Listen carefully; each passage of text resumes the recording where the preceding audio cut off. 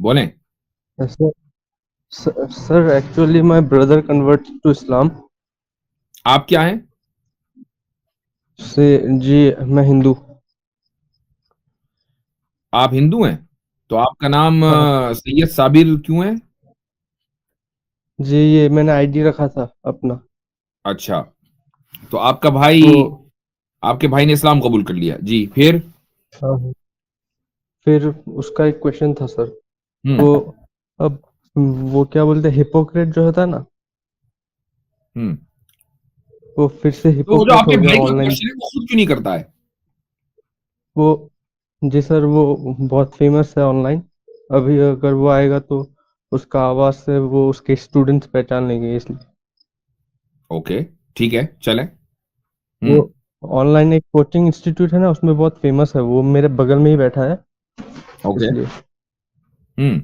बोलिए। एक्चुअली हाँ, तो उसका ये क्वेश्चन था कि कजिन मैरिज से अगर जेनेटिक डिजीज होते हैं हम्म। तो उसमें वो अलाउ क्यों किया है इस्लाम में। ये साबित करना पड़ेगा ना कि कजिन मैरिज से जेनेटिक डिजीजेस डेफिनेटली होते हैं। डेफिनेटली तो कोई कोई चीज नहीं है। यानी साइंस की जो स्टडी है वो दिन रात बदलती रहती है। आज अगर आप सर्च करें अभी भी गूगल के ऊपर इसी वक्त, हाँ तो उसमें भी आपको पता चल जाएगा कि कजिन मैरिज से जेनेटिक डिजीज डेफिनेटली होती है या नहीं होती। दोनों तरह के अच्छा। आर्टिकल आपको मिलेंगे। तो पहले आप ये साबित कर हाँ, दें कि भाई हर हाल में जेनेटिक डिजीज होनी है, तो ठीक है, इस्लाम भी उसको हराम कर देगा, आप ये साबित कर नहीं पाएंगे। ये वैसे ऑनलाइन बहुत दिखता है, तो ऑनलाइन दोनों पे इफेक्ट पड़ रहा है, हम दोनों पे ही, लेकिन मुझे उसमें हैरत है कि ज्यादा आपके स्टडी भाई जो इतना मशहूर भी है और ऑनलाइन कोचिंग भी चलाता है, तो वो ये तहकीक क्यों नहीं कर पाया? ऑनलाइन तहकीक किया, इसलिए तो पूछ रहा है वो, हम्म। इसलिए। तो मैं अभी तो आपको रुक जाए, जेनेटिक वो डिजीज। वो बायोलॉजी पढ़ाता है सर, तो इसलिए उसको उसने बोला मेरे को कि पूछने के लिए। जी। देखें, बायोलॉजी में मैं एक चीज बता दूं आपको कि बायोलॉजी का जो स्टैंडर्ड करिकुलम है ना, वो बहुत हद हाँ तक लिबरलिज्म और ह्यूमनिज्म से इन्फ्लुएंस्ड है और वेस्टर्न कल्चर से इन्फ्लुएंस्ड है। ये जरूरी हाँ नहीं है। मिसाल के तौर पर आप बायोलॉजी में एवोल्यूशन पढ़ते हैं, ठीक है, हाँ और एवोल्यूशन में भी आप आपके भाई को पता होगा कि origin of the universe biology में पढ़ते हैं कि नहीं पढ़ते? हाँ। पढ़ते हैं, ठीक है। क्यों पढ़ते हैं भाई बायोलॉजी में? बायोलॉजी का तो मौजू ही नहीं है, ये तो बायोकेमिस्ट्री का मौजू है। लेकिन बायोलॉजी में पढ़ते हैं चूंकि एवोल्यूशन को सही साबित करना है।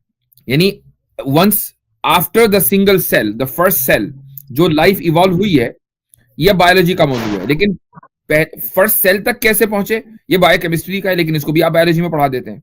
क्यों? चूंकि फर्स्ट सेल से जो एवोल्यूशन है उसको सही साबित करना होता है। तो इसलिए हाँ ये जो आप स्टैंडर्ड बायोलॉजी की किताबें पढ़ाते हैं, ये कोई जरूरी नहीं है कि इसमें जो लिखा है वो सही लिखा है। ठीक है, बिल्कुल ऐसे ही जैसे दीन की किताबें, दीन के नाम पर कुछ किताबें लिखी हुई हैं, मार्केट में मिल जाती हैं, लेकिन ये क्या जरूरी है कि मुझे लिखा हो सही लिखा हो? अगर आपको दीन की बात, असली हकीकत क्या है, मालूम करनी है, तो आप कहां जाएंगे? जो उसके ओरिजिनल सोर्सेज हैं वहां जाएंगे, कुरान देखेंगे, आप हदीस देखेंगे, सुन्नत देखेंगे। लेकिन मेरी किताब कोई लिखी हुई है तो हो सकता है कि मैंने कुछ में उल्टा सीधा लिख दिया हो। ऐसे ही बायोलॉजी और इसके अलावा जितनी भी फील्ड है, ये सब है। तो आप पढ़ें, क्या कहते हैं उसको, जो जो जो रिसर्च पेपर्स हैं, रिसर्च पेपर्स जब आप हाँ पढ़ेंगे तो उसमें आपको, और कई रिसर्च पेपर्स आप देखेंगे कि कॉन्ट्रडिक्टरी हैं।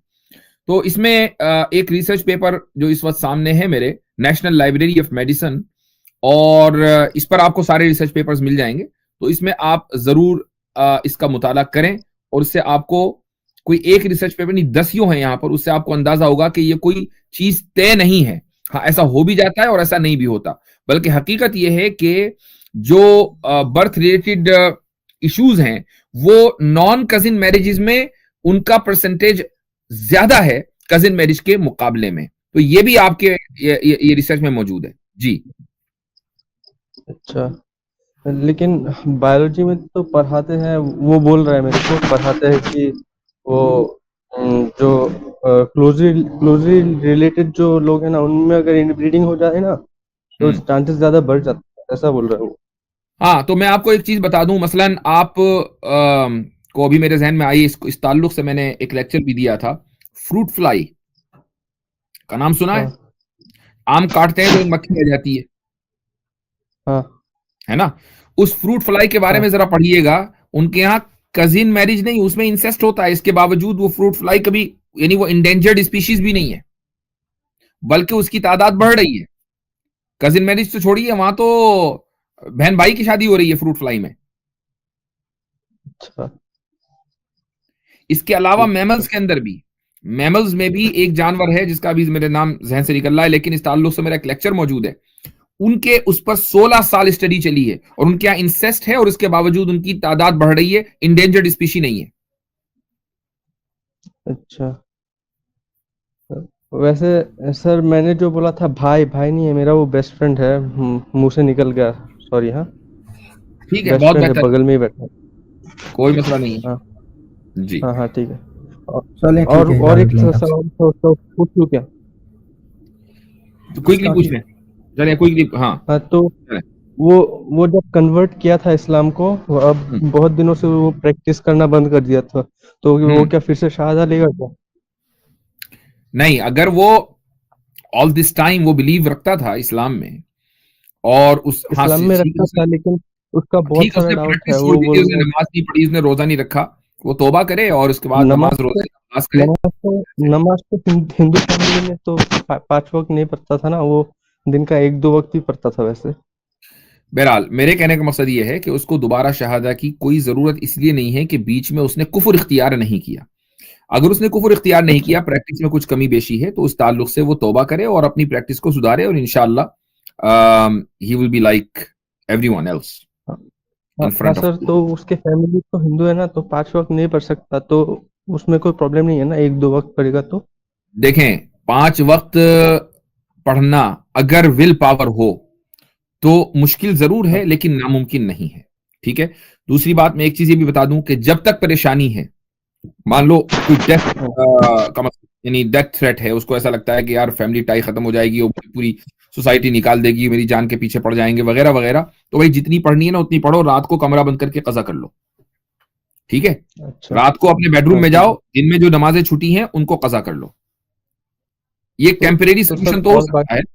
बाकी हाँ कोशिश करे आदमी कि फिर उस माहौल से निकले और आजादी के साथ अपने दीन के ऊपर चले।